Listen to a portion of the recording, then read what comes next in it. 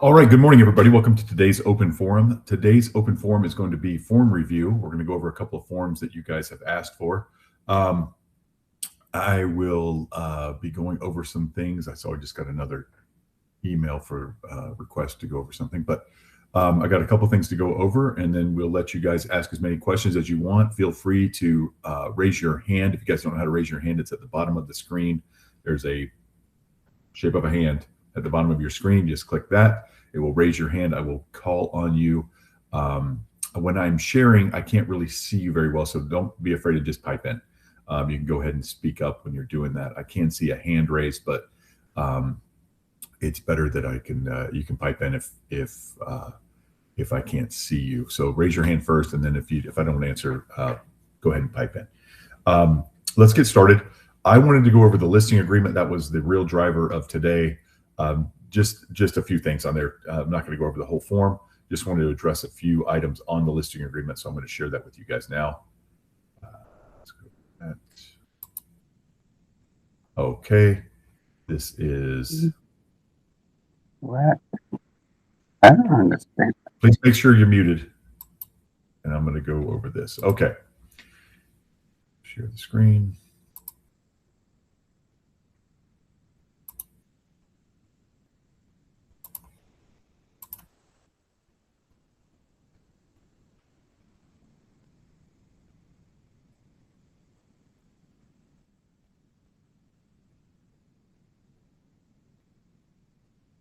All right, here we go. Let me keep blowing that up for you guys so you can see a little bit better. There you go. Does that look good? Everybody's good? Fantastic. All right, so exclusive right of sale listing agreement. This is the one as the transaction broker, as you see here on the bottom. It says ERS 20TB. That is the one you should be using. That has the correct duties on it. It also allows you to do business with any other agent within our brokerage without having to transition to a transaction broker, which is a whole other form. And it's an uncomfortable conversation to have with your client that says, look, our brokerage is no longer just representing you. We're also representing the other side. And that just makes people uncomfortable. Just do the transaction broker from the beginning. It's simple and easy. What I want to do is obviously cover where we're having the problem is the commission. And we've been over this before. Compensation. Read this carefully. Seller will compensate broker as specified below if a buyer is procured who is ready, willing, and able to purchase the property or any interest in the property on the terms of this agreement or on any other terms acceptable to seller. Okay. The terms of this agreement are important because it doesn't say if the broker sells their property and closes it. It says if a buyer is procured who is ready, willing, and able to purchase the property or any interest of the property on the terms of this agreement. Now, here's where this is important. You guys will get, this has happened to me before. I get exactly what the seller wanted on this agreement, and they don't agree to the deal. Okay, what there isn't on here, there isn't an agreement to a closing date. There is an agreement to lots of stuff, right? All the little terms of the contract, they're not all on here. All the things that your seller might find important later is not on here. But if you procure a buyer who is ready, willing, and able, or if another agent brings you a buyer because of your advertising on MLS or anywhere else, sign in the yard, anything, and they're willing to purchase this on the terms of this agreement, you are owed a commission, okay? Or on any other terms acceptable to seller. Obviously, that's any contract they accept. Most contracts, as you know, are not exactly as we write them in the listing agreement. They're not the exact price. They're not exact, different things. But once the seller agrees to them, you're owed a commission unless the deal falls apart. Obviously, that was not a ready, willing, and able if the deal falls apart. But if someone shows up on closing day ready to close on the property and the seller backs out, you're owed a commission. Okay, that's what this is getting at. All right. This A is total purchase price, or sorry, blank percent of the total purchase price. This is the total commission. So here's how it works. If they're going to do, let's just use the old 6 and 3 model, right? Where you do 6% total, 3%, like the old listing agreement, 6% total, 3% they're authorizing you to offer to the buyer's broker. That's the number that goes in here. But now if you go down to 10 and they say, you know what, this new deal that there is now, I don't want to offer compensation. So if they do 10C, you're only going to do your part here. You're only going to do the 3% here. So this is either going to be 3% or 6% in this case. It could be any number, 5, 2.5, it can be whatever. But this will only be if they're offering, if you're doing the buyer, if you're using 10A, offering, this is where seller authorizes broker to offer compensation to buyer's broker in the amount of blank percent or blank amount.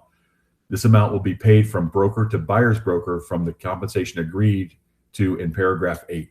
This was a big clarification. I don't know if you guys remember how many questions we used to get about, it says 6 and then 3. Is that a total of 9% from your sellers? Because they don't understand. And you would say, no, 6 is the total. 3 is what you're allowing me to offer the other side. So where this comes into play for you guys is, why do you want to do the 6 and 3? First of all, it's nice and easy and everything else, right? Or 5, 2.5, whatever the numbers are. Nice and easy, right? But also, if you procure the buyer yourself, you get all 5 or 6%, right? So what you're doing here is, if you do 3% here, and they say, look, you know what? I'll use Anthony. Anthony, we love you. We think you're going to do a great job for us. We're willing to pay you 3%, but we're not willing to. I don't know what we want to offer the buyer's broker. We'll see how good the offer is, right? So in that case, you would do 3% up top, and you would do C. Okay, because then you're going to negotiate the offer. You're going to negotiate the commission with the offer. So now when Tammy calls and says, I've got a buyer for this property, probably, what are you guys offering for compensation? Then Anthony would say, well, they're not really offering anything, but he will negotiate something, or she will negotiate something when you bring an offer. So now Tammy knows to write into her offer 3% for buyer's broker, right? So that's how that works. That's the 10C. If you absolutely cannot lie about this to someone, this is an agreement between us and the seller, agreement with us as the broker and the seller. But you cannot lie. If this says 6 and 3, you can't say they're offering 2, or you'll have to negotiate with a good offer. You cannot say that. You cannot lie. That is unethical. But you can, and the only time that'll ever come out is if the seller ever says anything to the buyer, seller ever says anything to the buyer's broker, which can happen. And you do not want to be on that. You don't want to be unethical to start with. But if you get busted on that, you will be very, very, very much in trouble. That is theft. So you're stealing from your client, really, because the reason we offer money, the reason it's good for your client to offer the seller to offer money to the buyer's broker is to help sell the property. If you're shorting them on that for your own gain, you are stealing from the seller. All right. So total amount of commission here. If the seller wants to negotiate commission later with the buyer based on the offer or something like that, then you do your total here. Okay. Our total, Florida Realty Investments total here, which is your total. Okay. So if that's the case, I would do 3 here and then hit 10C, and we'll talk about paying Tammy later. All right. If what I want them to do is just do a plain old 6 and 3, or 5, 2.5, whatever you negotiate with them. All right. Are there any questions on that? There has to be questions on that, because this I see questions on in real life a lot. You guys call me a lot with this. What Can you please explain? Hi, how are you? Hi, Can, Hudson. can you please explain again if they do accept the also to pay buyer's broker? So we put the 6 in the A in 8A, and then where do we put the 3? 10A. So you use 10A. both the A's there. So right, because this is seller authorizes broker to offer compensation to buyer's broker. Down here, okay, 10B. I have been over this in my mind many times. I've been over it with you guys with issues. I don't see a good reason to use this. All this says is we'll negotiate it later, which we can negotiate later from 10C. Okay. So just use 10C. The seller will be happy. I'm not offering them anything. Let's see what they are, right? We can always negotiate that later with the buyer. Okay. So just keep that in mind. But 10A means that's the old 6 and 3. But if they say they don't know what they want to offer the buyer's broker yet, then you do 10C. Now they may do, I'll give you 3 and them 2. They may do something like that, which is perfectly fine. Or you may be 2 and 2, and they set it at that, which is perfectly fine. And Tammy can still come to you with an offer, because Tammy's not going to take 2% on her, $800,000 client she's planning on making 24 grand on, right? She's not going to take 16 grand. She's going to say, I want 3%. They owe me 3%. That's why she's not going to take that. She has an agreement with her buyer that says they owe me 3%. I am acting my buyer's best interest when I send you a contract saying you're going to pay me 3%. Okay, because that buyer owes me 3%. So if I only take 2%, then the buyer's got to pay me $8,000, right? According to our agreement. Everybody got that? Okay. Well, that's about all I wanted to cover on here. If you guys have more questions on that, I see questions also about make sure you're doing this, the personal property, including appliances. We want to put all of that stuff in here, guys. It's going to be in the contract.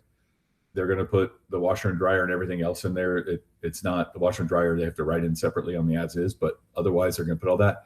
If they have something that they want to withhold from the thing, they need to say that. This is where you say that. They can just say all appliances, but not the chandelier, not the window treatments.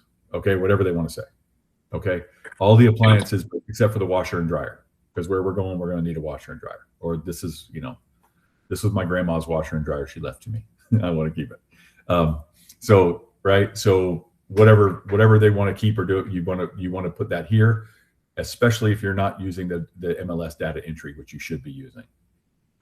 We just had an issue, guys. This is why you want to do seller's property disclosures and why you want to do which is not legally required. We're legally required to collect them if you guys have the seller's property disclosure, but if you don't, then we can't make the seller fill one out. You still have to disclose. Keep that in mind. You still have to disclose everything. The seller still has the duty to disclose everything that they know of.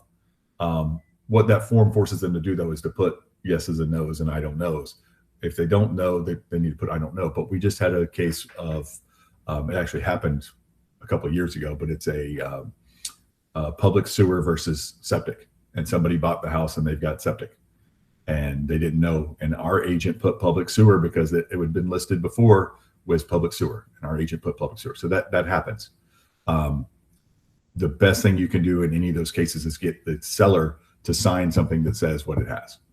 Okay, and then you follow that. Make sure you follow that. But you need the seller because the seller is one who writes the utilities and stuff on there, on the data entry sheet. You guys know about the data entry sheet, right? If you don't, feel free to ask, and I'll pop that up here. But yes, Christina. Yeah, and I apologize. It's not allowing me to raise my hand here. So, so I just was curious, was anybody on or has anybody attended any of the coming soon webinars from the MLS? I was on this morning. I was on this morning too. What a disaster. They popped up a link and I copied it and I'm going to go through it. I don't know, in case anybody understands it, I'm going to go and review it, but in case anybody has like a very clear understanding, or Ryan, if you want to, I just don't understand what we're doing with the coming soon listings. I just want to make sure I know and I can explain it. I mean, I'll review it later. I was just curious if anybody was up to date on it. Sorry, I got kicked off.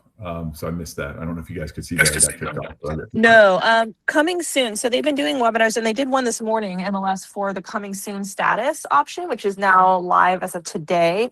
The presenter was not great, and it was like very chaotic. She was like coughing every 5 minutes and, oh gosh, I've got allergies. And like, it was just like it was very disorganized. And so they gave a link to a page that has all the FAQs, and I'm going to review it. I just was curious if Ryan or, Tammy, you were on, if anybody could like give me the lowdown or give me the breakdown on like how exactly that's being handled. It's kind of a little confusing to me. Like, I think they were saying you can have a sign in the yard if it's a coming soon. After 15 days, it becomes active automatically.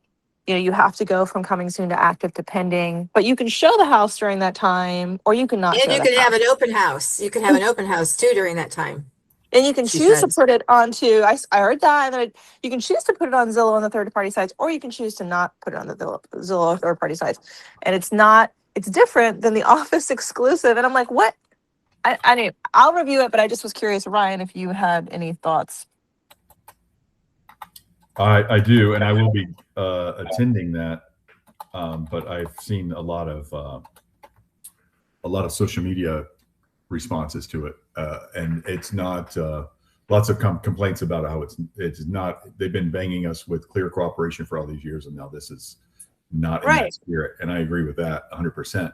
And it is a reaction to the big box brokerages trying to run all their own, competing with the MLS, and the MLS doesn't want that. So that's what they're trying to do. Anyway, I'll understand it a little let's- more thoroughly, but it seems pretty Well, here you go. silly. Let's go ahead and take a look at it. I'll share this. I still have a couple of forms to get to, but I'm going to share this first.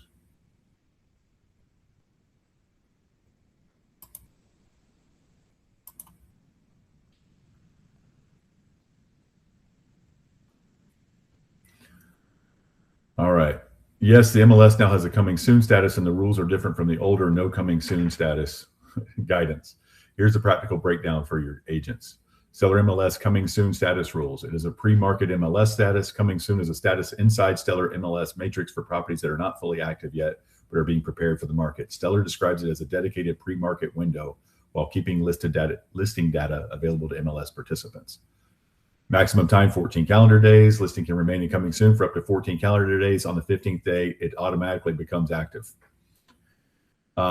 Seller authorization form is required. Of course, you have to let the seller know that, hey, I'm keeping this to myself and trying to sell it and make both sides of this before the next 14 days. So it won't be fully marketed while I try to make extra money. Do not say that. But it is, of course, it's required. Anything that keeps it off the MLS is going to be required. Stellar says the signed form must be provided within 2 business days if requested. Within 2 business days if requested. That's weird. Agents can advertise their property on social media, placing a coming soon sign in the yard. So the sign has to be a coming soon sign, and promote it to buyers. But the marketing must clearly identify the listing as coming soon and must not make it look fully active. So get a rider for your signs if you're going to be doing this that says coming soon. You cannot market it before entering it in MLS. This is a big compliance point. If the property is being publicly marketed as coming soon, it must be entered in the Stellar MLS within 1 business day. Stellar's clear cooperation guidance also says public marketing triggers the requirement to submit the listing to the MLS within 1 business day. Showings are allowed. Unlike some other MLS coming soon rules, Stellar says showings are allowed. The listing broker, listing agent, seller, cooperating brokers, and cooperating agents may provide access to show the property while it's in coming soon status. Doesn't sound like coming soon status to me. Sounds like it's here status. Offers are allowed. Offers may be submitted and accepted while the listing is in coming soon status. If an offer is accepted, the listing must be changed to active, then pending within 2 business days. It cannot go directly from coming soon to pending. Okay, it does not accrue ADOM or CDOM. IDX and third-party distribution may happen. Coming soon listings may be distributed through IDX and third-party syndication. The public display can be delayed or restricted depending on the listing distribution option selected. I think people are going to want them completely IDX'd so the public can contact them. One-time use only. Once a listing leaves coming soon status, it cannot go back to coming soon during that listing cycle. If it goes pending and falls through, it cannot return to coming soon, of course. Coming soon is limited to 14 calendar days. We already talked about that. Stellar says if it's still not ready, Stellar says the listing must be moved to temporary off market. Fair access matters. Coming soon listings are visible to all Stellar MLS agents and brokers. Access and communication can be handled fairly and consistently, and Stellar's agents cannot restrict access in a discriminatory way. Do not sign. The simple brokerage rule I teach: do not sign, do not post, sign, email blast, text blast, or advertise coming soon listing until it's properly entered in the Stellar MLS and required coming soon authorization is signed. Once it is coming soon, market it accurately, allow fair access, and move it to active within 14 calendar days or sooner if appropriate. All right, well, there you go.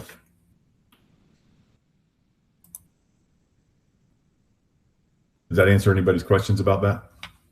I mean, I'm still going to sit through the thing and let the lady cough on me, but I at least I know the rules. I have read all that stuff before. I read that from their website when they first sent out the invitation to the thing. They sent out a link to the website. What is the point? It feels more convoluted and the point is pointless. to compete with Compass and the other people who are releasing things, who are keeping listings to themselves.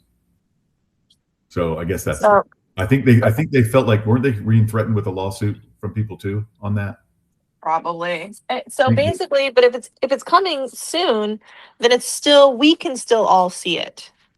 Right. Correct. Well, the agents can see it. You can completely, you completely sell it. I don't know what the point is besides it doesn't rack up days on the market, which is great. I mean, it's like, I don't know. You don't have to prove anything's wrong with it or anything else, and you can syndicate it everywhere. I'm not really sure the point, but it allows you to market it without marketing it, I guess. I don't know. So my question, and I'm assuming this would get them in trouble, I guess, if you could ever prove it, but let's say Tom Jones at Mainframe Realty is like, oh, I'm going to put this coming soon and I'm going to show it. But if Christina Rordam calls me and wants to show it, I'm going to say, oh, well, we're not doing showing. So I guess. Yeah, it's not ready yet. So we're back on the honor system and our realtors ethical. And that's a whole another class that I don't want to teach. Yeah.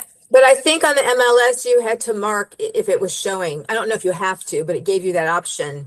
Yeah, I saw that little section. But you're right. They could basically put not showing, but the guy could be showing his own listings. But then the other thing is too, is people have to have the exclusive buyer broker agreement signed. So if you've got clients calling him, then they've got something signed with you. So I guess we're a little protected. Yeah, but what if I see it on Zillow or I see it on whatever? Right? Homes.com, whatever it is, I see it. And then he tells you it's not showing, but somebody calls, not your client, just anybody. It's just it, but it's not doing the seller any. If it's really ready to show, then put it on the market and have everybody show it. That's what does the seller the most good. And I think if you guys run into that in the field, whatever you're going to do, either using coming soon or if they tell you that somebody else was talking to them about it coming soon, you need to have an argument ready for either side of that, whatever you want to, whatever you think is the best way. Right. Well, they mentioned a couple of things, and I have to look closer at it, but they mentioned a couple of things that were like, it's a level 2 fine, it's a level 3 fine. And I'm like, I'm just, I'll have to take a look at that. But I'm like, what are we getting fined for? Like, if we don't have the form, we have to have it, but we don't turn it in. But if they ask for it, we've got to get it. It's just like, why are you fining us when it's like, it's pretty much, an active listing? Okay. All right. I agree.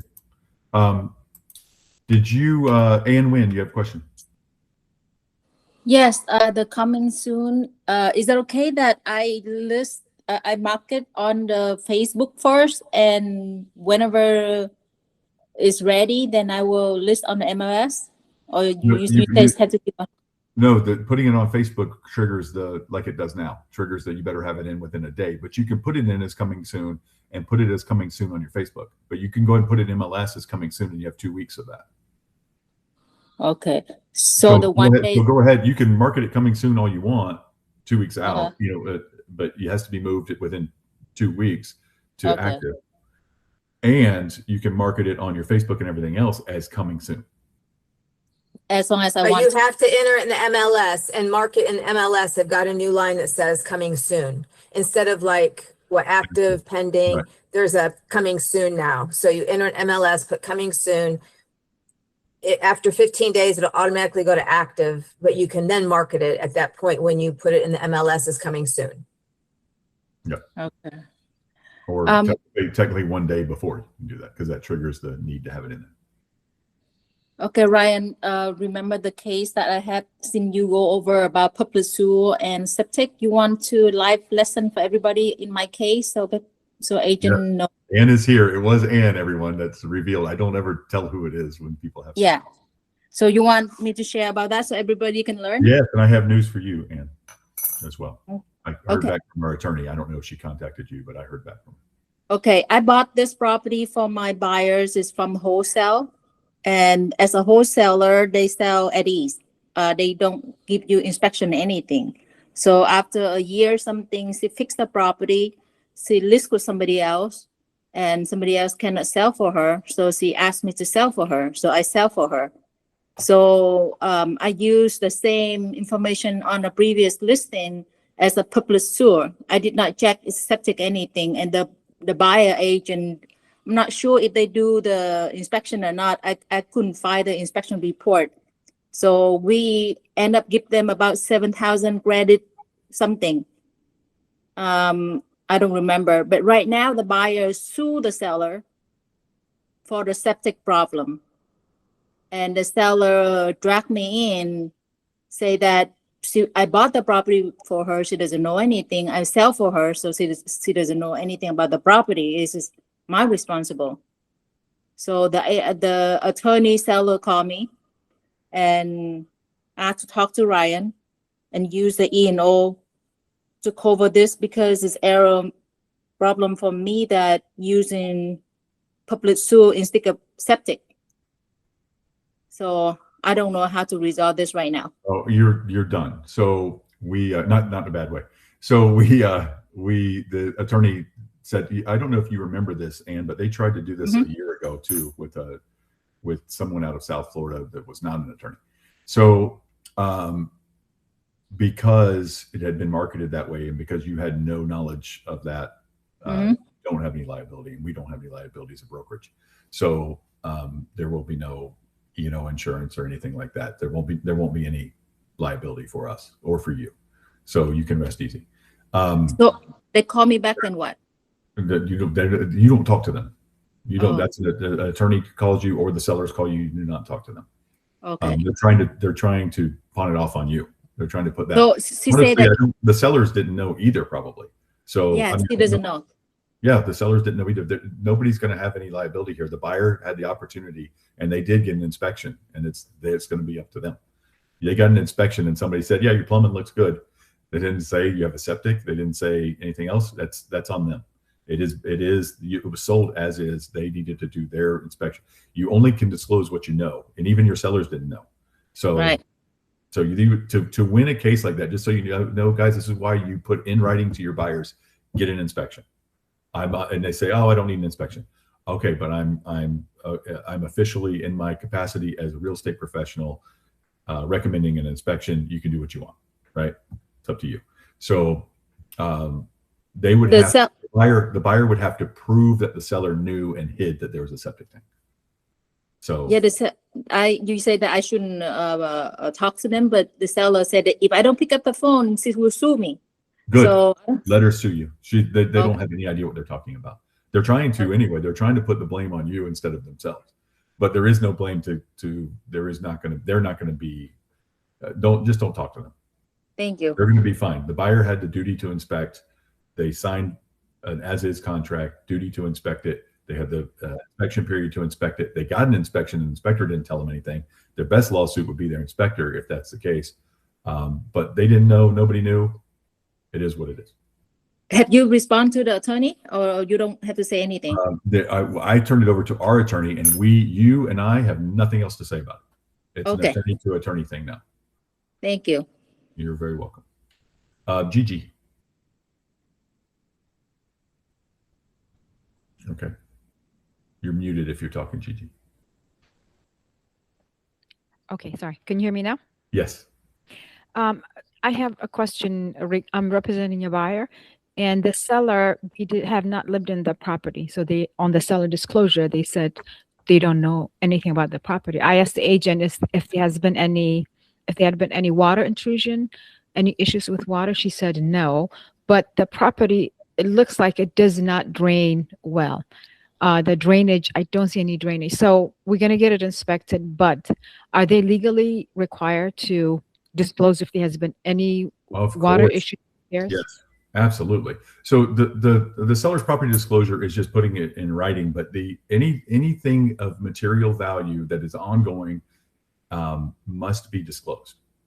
So you might say, and I've had a bunch of these because I sell a lot of rental units. So I've had a bunch of people never lived in them. They do, and I have them fill out a thing that says seller never occupied property. They don't know the ins and outs of day to day, but if they have a current roof leak or they have something that's a current issue, they have to disclose that. Absolutely have to disclose. And if you have to disclose. So just keep your correspondence. Always protect yourself from the other side, but also from your own client because of stuff like this, stuff like Ann. You see, they'll turn on you. If they get sued, then they can put the blame on you instead of themselves. They will turn on you. Yes, they did. Yeah. These people, your friends, and you'll have dinner with them and you'll have a great congratulations. You bought it, you sold it. Ann was their hero. They couldn't sell it through another agent. Ann went in and sold it for them. Ann helped them buy it. They thought they were going to try a different agent, and that failed. And they went back to Ann. Ann is their best realtor they know, and they turned on her because you find out what your friendship and relationship is worth. You get sued for 10 grand or 20 grand. Oh, throw Ann under the bus instead of us. Unfortunately for them, they can't put it on Ann, and that's their attorney thinking that they could defray it somehow, but they can't. So their attorney must think that they have something to hide. I don't know why their attorney wouldn't have, because our attorney Catherine would have just said, no, we didn't know. The client doesn't know, and you got to prove that they did. So, and that's happened before too. Not necessarily with our brokerage, but it's happened before where it has happened with our brokerage, where you guys have had a client before who has not mentioned something about the swimming pool leaking, and the new buyer got an estimate on it, and the guy said, oh yeah, I gave an estimate to the old owner 6 months ago. So, that's how sellers get busted for not disclosing things. He said, yeah, I don't even need to come out there. I just gave an estimate 6 months ago, unless it's gotten worse. And they're like, what? So that's the kind of thing. Ryan? Yes, Ryan, ma'am.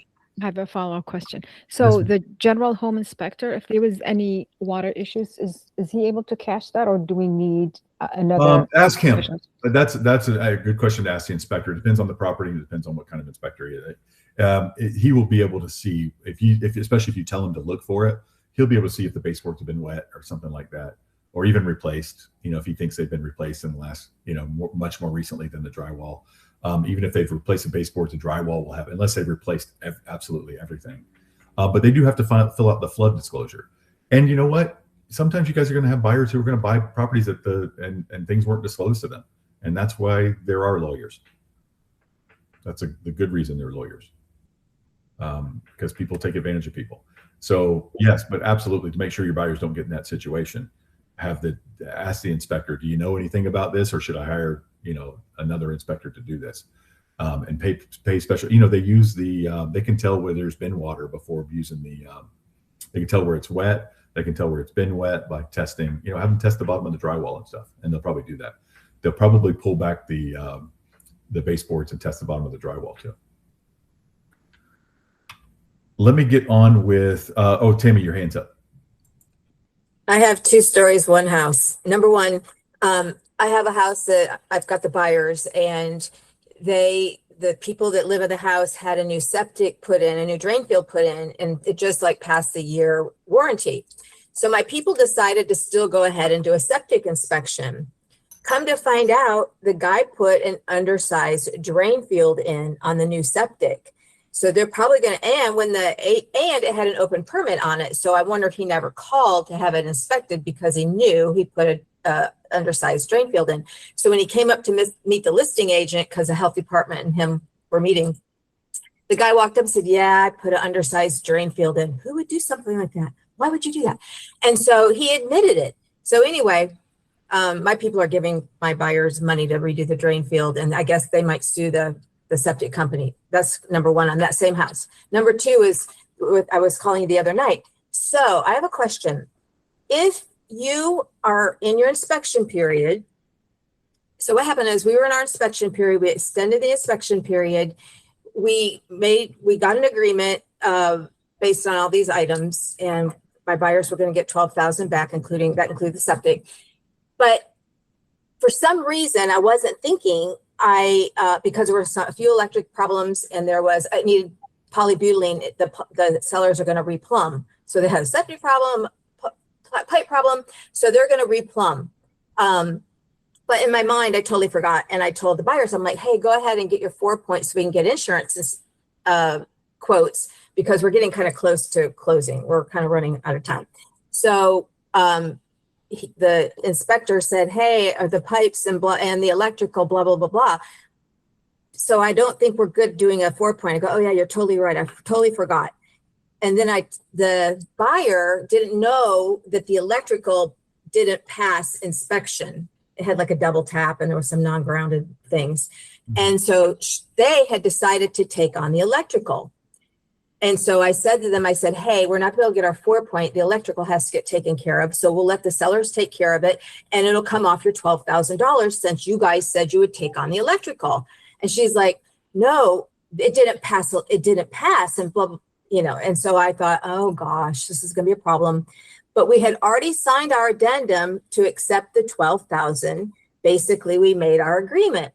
But then when she realized, based on that conversation, that the electrical was a problem, they kind of wanted to walk away just to protect their escrow. But so I said, hey, if the sellers pay for the electrical, will you go forward? And she's like, yes. She's like, this is too much to unpack. And I'm at dinner, and this is like Friday night. I'm at dinner, and Cheryl's having to do an addendum for me through my dot loop. So my basic question after all of that, if you've signed an addendum during the inspection period and come to an agreement, but something like that pops up and comes to light after you sign that, could they still walk away? The other agent said, only if the sellers agree. And I've said, well, we're still in our inspection period. He goes, no, it will be an interpleader and blah, blah, blah, blah. So nope. How does that work? They can disagree and file an interpleader. Nothing you can do to stop that. Somebody could do that just because they're crazy. But no, have you ever received an addendum before that says that the seller's going to make a certain concession and the buyer hereby waives the inspection period? But I didn't put that. Of course you didn't. And so, no, absolutely. We can agree to whatever we want to agree to. It doesn't mean I can't find more stuff or I can't back out. We can agree. You can agree to all of my demands and I can still back out. And that unless it says, and the buyer hereby waives the remainder of their inspection period, then you do not waive the rest of your inspection period. That's just an addendum. If you still have time in your inspection period, you can That's what I said. I said, we're still within our inspection period. We can cancel. He goes, no, you can't. Only if the sellers agree. And I don't know if he was trying to scare me or, or what, but so how would that have turned out if they refused to sign it and we sent a cancellation? It could go to interpleader and they would lose.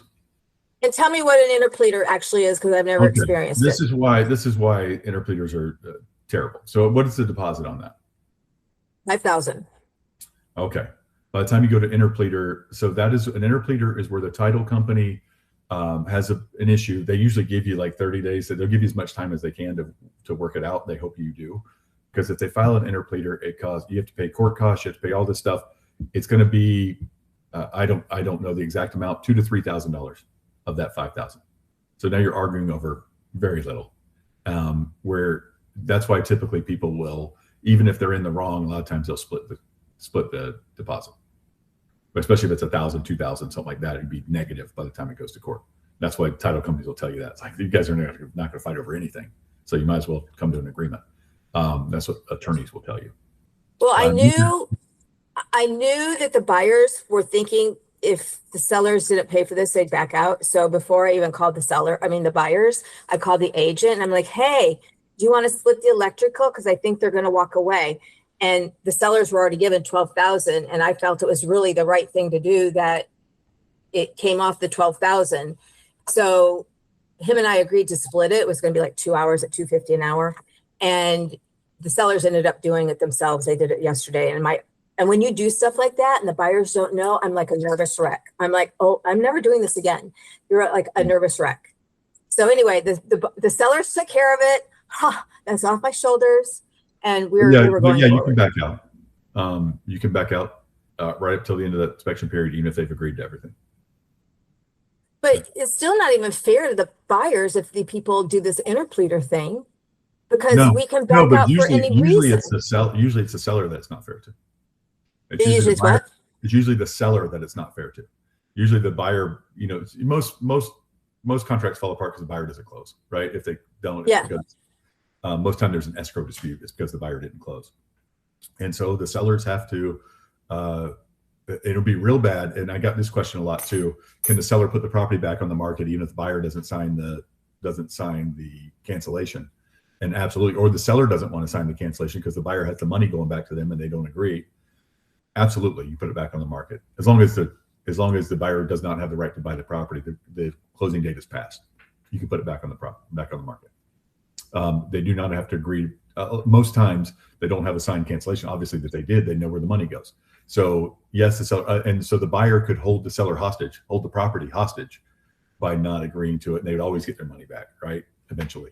So yes, but if we do an as-is contract and you tell the buyer that, hey, we can get out for any reason during our 10-day inspection period, and then something happens like what I just did, it's what I've told them is really not true. title companies cannot disperse the money without authorization from the parties. So yes, you can hold someone hostage even if you're wrong. But if you go to court, you do have to pay the other person's court costs and their attorney fees if you're doing that. But they still have to go through all this, right? Is it worth me telling this agent that I spoke to my broker about it and I was told that I can? No, Don't. you can be being dumb. Because I think he's a broker. He's a broker associate. Okay.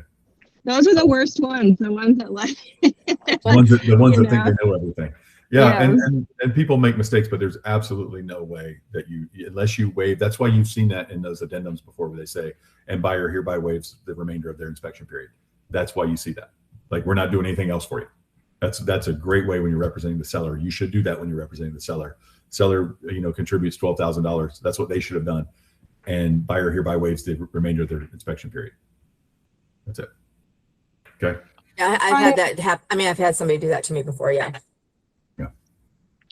I had two, and I thought it was brilliant. When I saw it, I was like, okay, well, then we're done. So make sure, and I tell my buyers, make sure you're done after this. Yes, Christina, you have a question? Yeah, I apologize. My hand raising thing isn't working.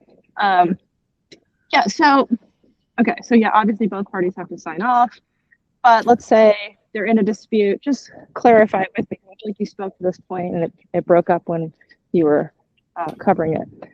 So let's say they're still in dispute. They want to cancel unless they do the electric. Nobody came to a solution. But the seller wants to put it back on. They can put it back on the market, correct? If they're still disputing that escrow. If the buyer's no longer going forward with it, they've made it clear they're not going forward with it anymore, yes. Okay. Yeah, if they say if the buyer sends the cancellation, they can put it back on the market without agreeing to the terms of the cancellation. And my people didn't really want to back out. They just didn't want to lose their 5,000 if there was, like she was like, oh, well, the permit. I go, this doesn't have to be permitted. These little repairs aren't a permit thing. So it was more like they were just worried about their money. They really still wanted the house, but anyway. Right. Okay, thank you. All right. We had a couple of different requests I need to get to that were done properly by email last night. Let me look at these. One of our agents asked for the, let me see. Asked for the vacant land contract. I don't know exactly what the question is, and he is here, the gentleman who asked for it. So if he would like to ask his question, he can. I guess he wanted me to go over it. I'm going to go over it just like I would a regular contract with the basics you guys know, the buyer and seller. All this stuff can be auto-filled, the legal description, all that. A lot of vacant land has legal descriptions longer than this. If that is, your computer's going to write it just real small. If it's not legible, do it on a separate paper and say, put right in here, legal description attached. Okay. And we'll attach it to the contract. Because a lot of times, I don't know if you guys have seen legal, sometimes they're half a page. Purchase price, same thing with escrow agents, very easy. Okay. Within the 3 days, you got to click on these 3 days. Additional deposit. Now, this is typically done for like development projects and stuff like that, where they do an additional deposit after the due diligence period, right? They say, okay, we've looked at it. We're going to go forward. We're going to put some more money down, let you know we're really serious. We're really going to close, because the time between the time period is so long. So they're going to tell your property up for a long time. You want to get a bigger deposit. Now, once they make that deposit, it's called a hard deposit, which means they cannot get it back. Okay. Time for acceptance, closing date, financing or cash, new financing, seller financing, whatever they're doing. I'm not sure. This isn't any different from a regular one so far, including assignability. You always want to do a special warranty deed. Not a statutory, but a special warranty deed. That is something that people always ask me. Special warranty deed is the correct answer for that. Title evidence with a closing date. Title insurance commitment is what you want. We don't do abstract of title anymore. Title insurance commitment is the most secure. So remember, special warranty deed, title insurance commitment. If you ever forget, just ask me.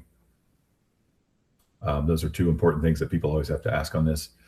Due diligence period. This is just like an inspection period. You have to give them full access. Anything they do, they have to pay for. Again, you cannot, if you have a piece of property, you can't fence off part of the property. You can't change it once they go under contract. Just like a house, you can't rearrange the rooms after, you can't tear the walls down after you're under contract. Same thing with property. So that is during the due diligence period. They can back out for any reason whatsoever, buyer's sole discretion during the due diligence period, and their deposit will be returned. Okay. Buyer must deliver written notice to seller of buyer's determination whether or not the property is acceptable. So you're supposed to let them know either way. So it's not like the inspection period where you guys just let it roll. If you don't have any problem, the date goes by. With vacant, you're supposed to let them know. Their failure to comply with this notice will constitute acceptance of the property as suitable for buyer's intended use in its as-is condition. If the property is unacceptable to buyer and written notice of this fact is timely delivered to seller, this contract will be deemed terminated. Buyer's deposit will be returned. No due diligence period. You would do this only if it's in a neighborhood ready to build, something like that. I would say pad ready, meaning everything's already put, electric's in, everything's in, and it's just a pad. That's the only time I would ever consider a no due diligence period. Or if it's a pasture somewhere and they've already got cows on it and you're just gonna put cows on it, that kind of thing. That's really cheap. All of this stuff is boilerplate. I'm not sure really where the question is. If Eric, if you have a question, you may ask it at any time. The main thing I get though is the title insurance commitment and the special warranty deed. Hey, I had a question in terms of like the studies to get. I mean, I've done land sales before. If you could just give us a refresher though, in terms of like environmental, say it's just a vacant piece of land. And the seller goes, I don't know anything. What is it?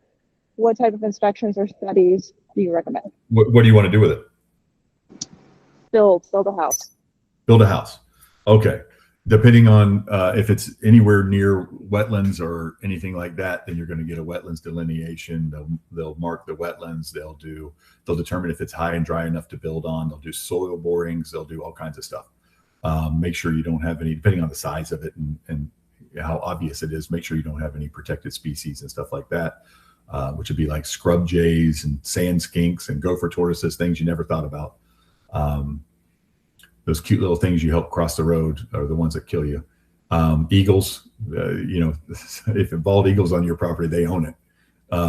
So that's kind of things to look for. They call it bugs and bunnies, where they look for any kind of protected species and stuff like that. So they're going to test the soil. They're going to test for species. Otherwise, and you need to test for, make sure that you have the, what's it called for the schools, that there's room in the schools. I can't remember the name of that study, but it's the school thing. Make sure that they don't have a moratorium on more school children in the area. If they have that, that'll stop you from building. Just different things governmentally, they'll stop you from building. You can find all that stuff out though at the city hall or county office, depending on if it's in the city or if it's in the county. So there's lots of stuff, lots and lots of stuff. Thank you. To make sure. But again, if you're in a neighborhood and you got a house on each side of you, you've got to feel pretty good about that. And you can do a shorter due diligence period.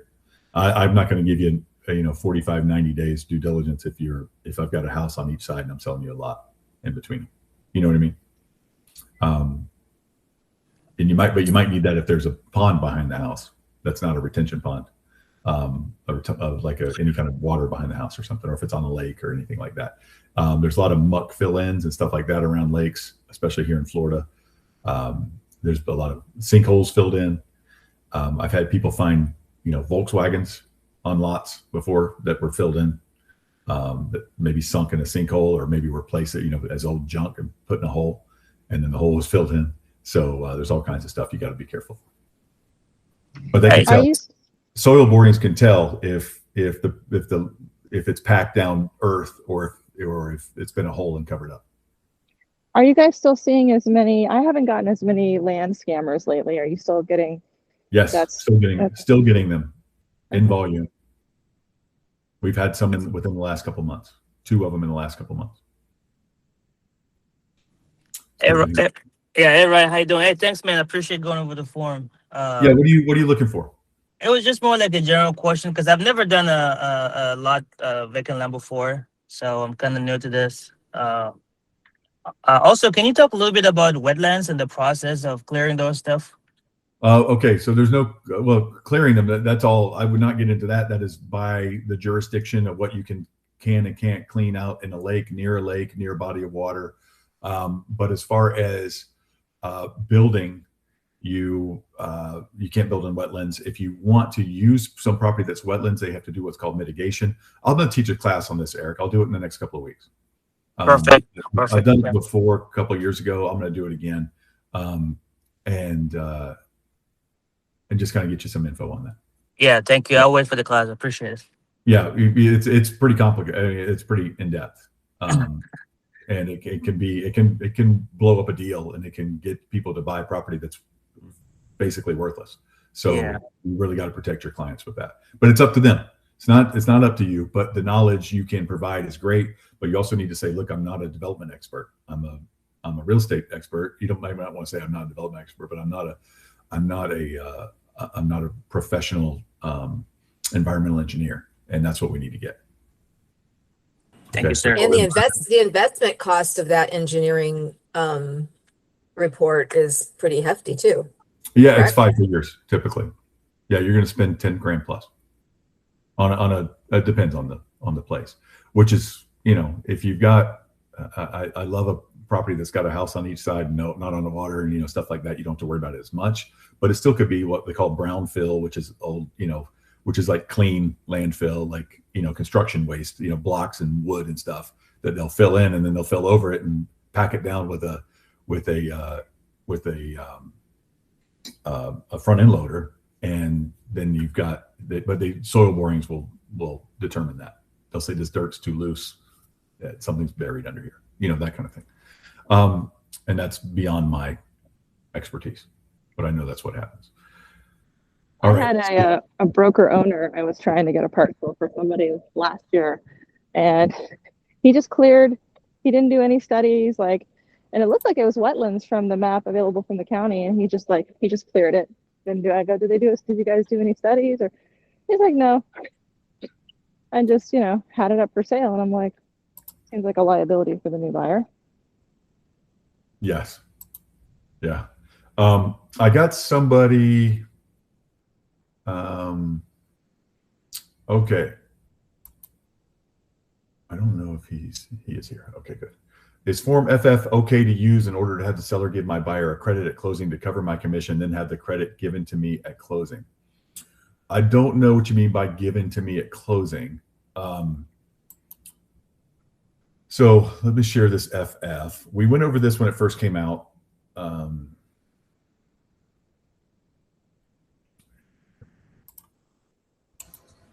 And also, Ryan, if I could say something, if we could just confirm that FF, if that is used also as a compensation agreement. I see a lot of agents just giving me this as a compensation agreement. And if I'm not mistaken, I believe this is more of it's not an authorization like a compensation agreement is.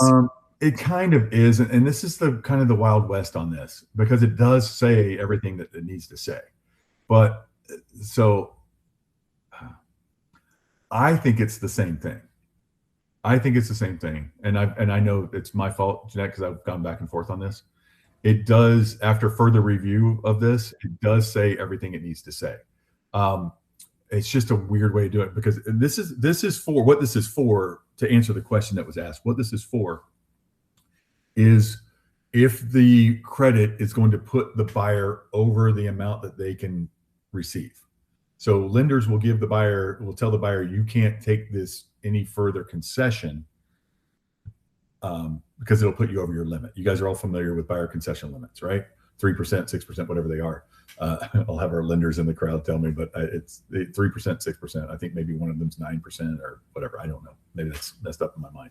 But if this puts them over, if they have to get that new roof for $28,000 and then this puts them over, you know, the $20,000 buyer broker amount will put them over the amount that they can receive.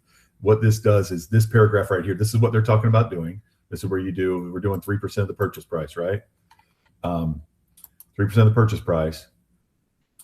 But if this, in the event the credit described above exceeds the amount allowed by buyer's lender for such contributions, then to the extent permitted by the buyer's lender, and it says if no box is checked, it'll be the balance, which will be right here.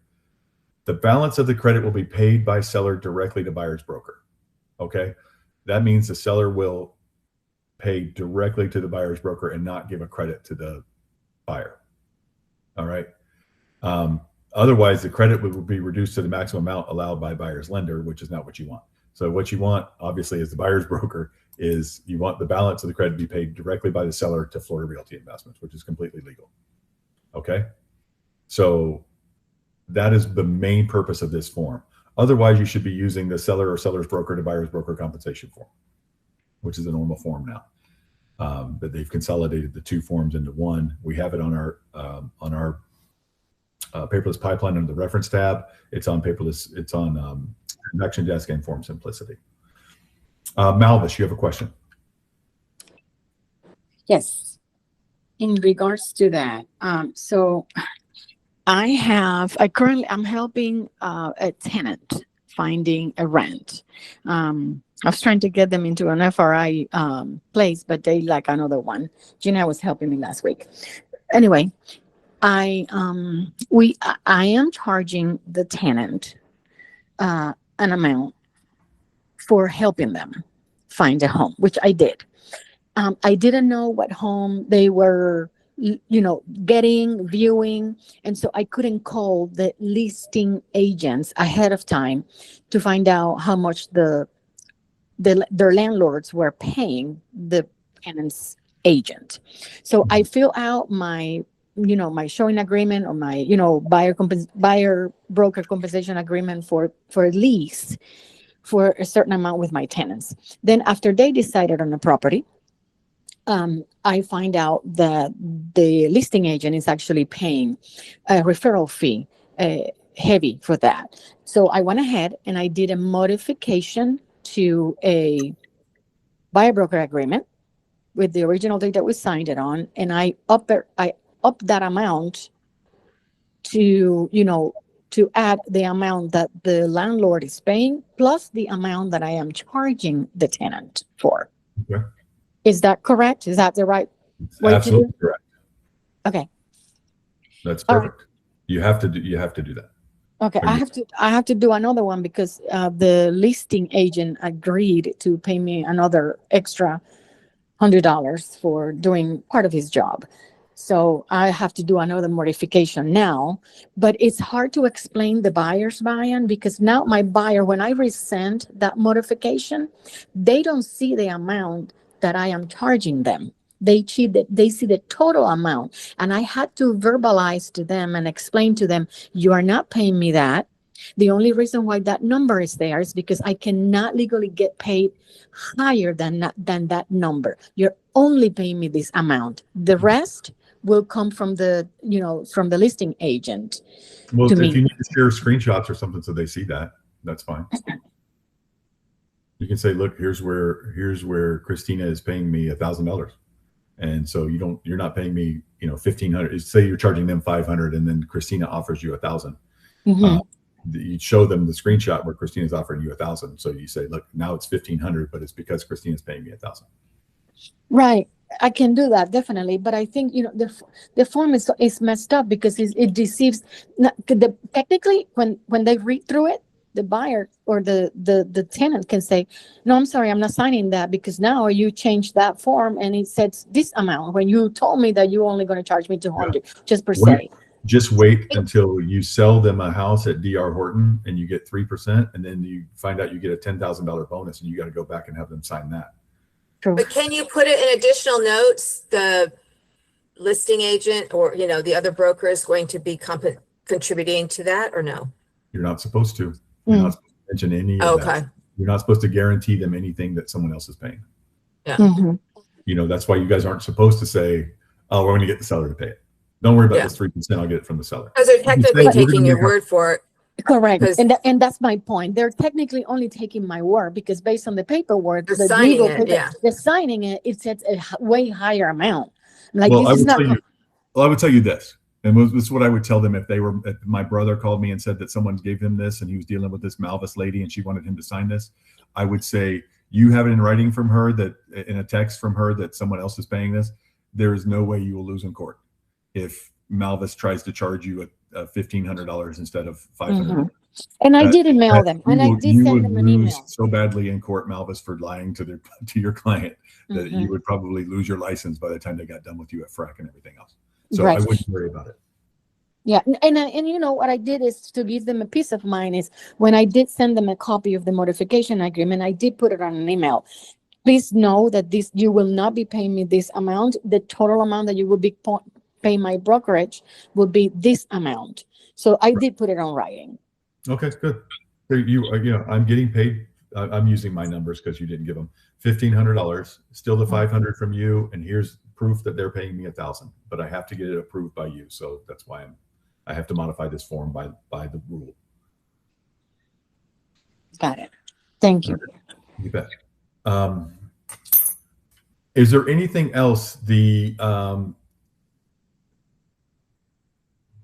Ryan, on this form, when the balance goes to the broker, then how does the buyer get that money? Because that's the point of this, right? The buyer gets this. No, the buyer doesn't get the money. The whole point of this is for the broker to get the money.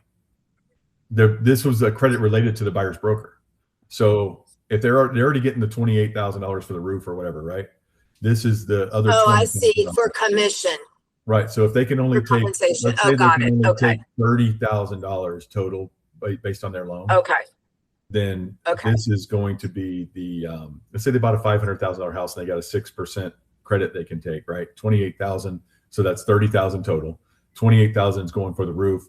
So only 2,000 of this can be given through the HUD, through the settlement statement, and the other $18,000 of the $20,000 commission has to be paid to Florida Realty Investments. And But what if you negotiated more than what they could get from the lender, but it was for really them, like to do some stuff to the house, but it totaled more than what the lender would allow them to do?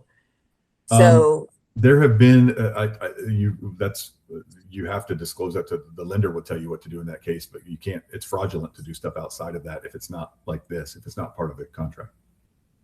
Okay. This is again. This says to the extent permitted by the buyer's lender.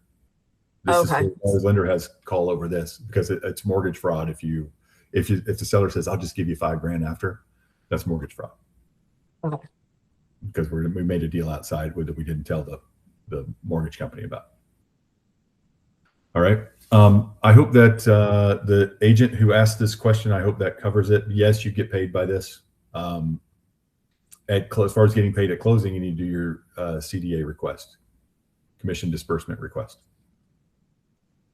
which you will find under your reference tab. All right. That's office forms, reference tab, CDA request. For those of you who are new with us, or if you haven't done a CDA in a while, commission disbursement request form is under office forms. Okay. Any other questions? If anybody wants to speak up and ask a question, now's the time, even if you were one of the ones who asked me to share something. All right. Ann. Yes. A lot of people ask me to find property to rent, but I normally say no. But I just heard that Marvin said that she take the tenant out and she charged. I do. So how much you charge?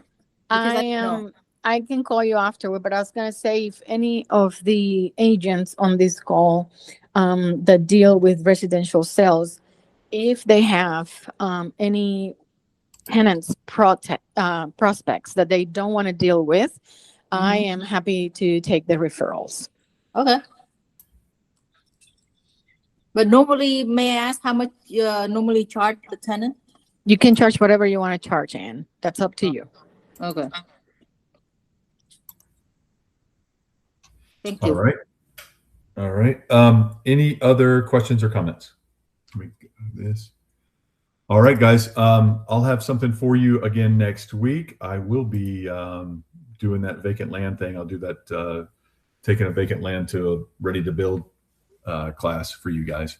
And maybe we'll do that next week or the week after. All right. Everybody, and you can ask that on the FRI group, agent group on Facebook. If you guys aren't on that, get on that. You can ask each other questions and stuff there as well. And I'm just saying that because we're going to shut this off and won't be much time to answer. Otherwise, I will see you guys next week. Thank you, everybody. Great. Guys are closing deals. Buyers are out there. Sellers are out there. You guys are closing deals. I'm proud of you guys. Rates are up and you guys are closing deals. So if you guys have anything else, anybody had a question today that I did not answer on there, feel free to email me. And we'll just say, oh, you know what? I am leaving town next Wednesday, and I don't know if I'm going to have an open forum. I may do it a day early. I'm leaving town next Wednesday, and I don't know what time yet. I do know what time, but I don't remember. So I will, because it's an airport. So I set the time. I don't remember what time it is. So we may or may not have an open forum next week. But if not, it'll be the next week, or I'll try to do it on Tuesday. At least have an open forum, maybe without a training, where I just open it up to questions from you guys. All right. Otherwise, I'll see you. And I can talk to you afterwards if you want. After what? And that Anne had questions. Oh, and she has my number. She can call me. Oh, she does have your number. Okay, great. All right, guys. Thank you, everybody. Take care. Bye.